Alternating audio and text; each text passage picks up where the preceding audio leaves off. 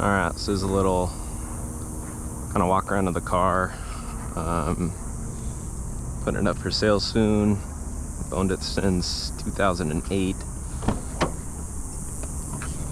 It's got 166,000 miles on it.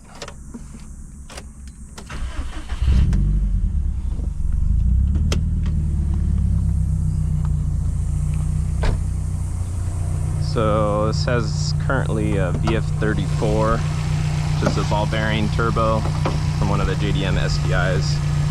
Spools up pretty quick, sounds awesome. SDI intercooler. A couple other random modifications. I got the SF intake, parent turbo inlet, Cobb lightweight crank pulley, makes around 305 wheel horsepower, callus exhaust. It's a custom intercooler sprayer that works pretty good.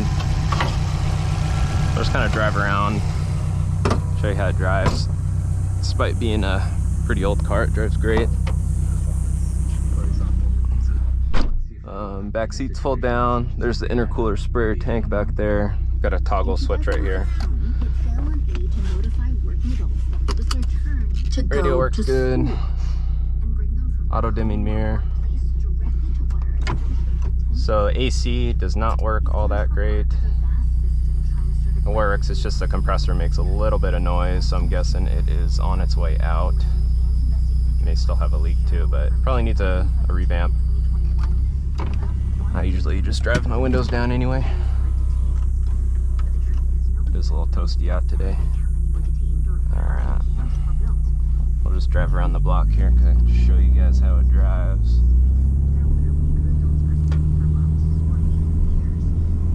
Power steering works good. Just did the brakes probably 10, 15,000 miles ago, maybe even less than that.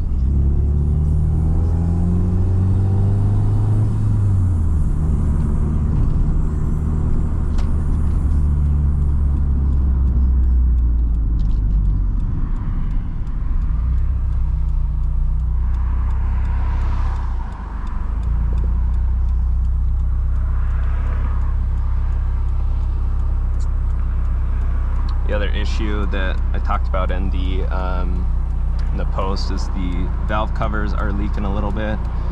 I check the oil in this thing pretty frequently.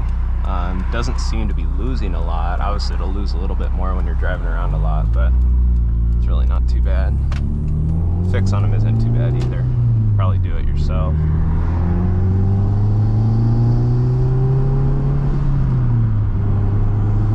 This also has equal length headers, or equal length exhaust manifold. So the mid-range power is a lot better since I did that. Turbo spools really nicely. The idea of cabin noise here. There's a few little rattles, but not bad.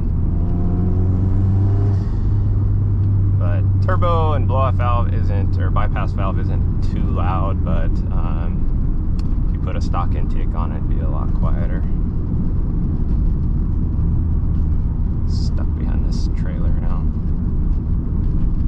So yeah, there is a rattle underneath the steering column. It goes away pretty easily though.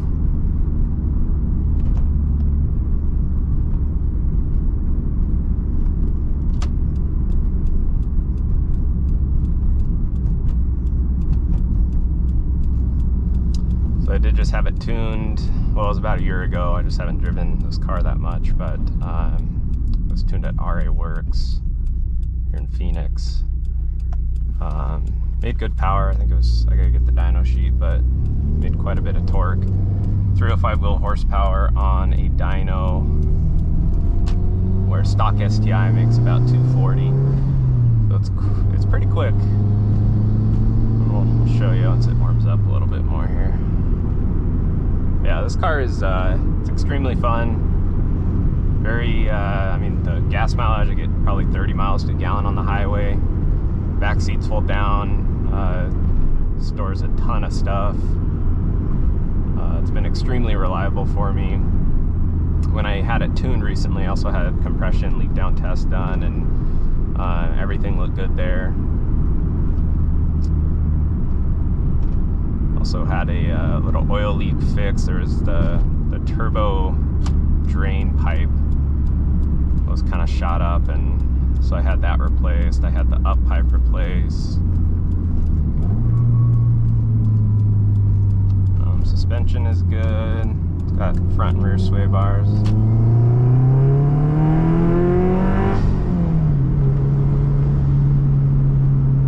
Yeah, this thing is that's pretty quick.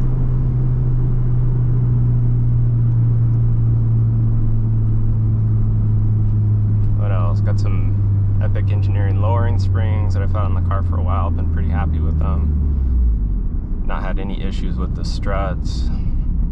I've not had any issues with the transmission. It's always been solid. I don't launch it. I also don't kind of slam on the gears. I think Subarus get a bad reputation for a lot of stuff regarding transmission and engine just because how people drive it. I always let the oil warm up completely before I rip on it. Check the oil often. So yeah, I've been pretty nice to this car. Still have the Cobb access ports, the V2. I've had it since 08 when I bought the car. It was the first thing I did was put a stage 1 tune on it. Still works. It's just harder to tune with it just because it is the old software and they haven't come out with an update on it since I think 2016 or so. So the guy at Snail did have a little bit of issue tuning it, but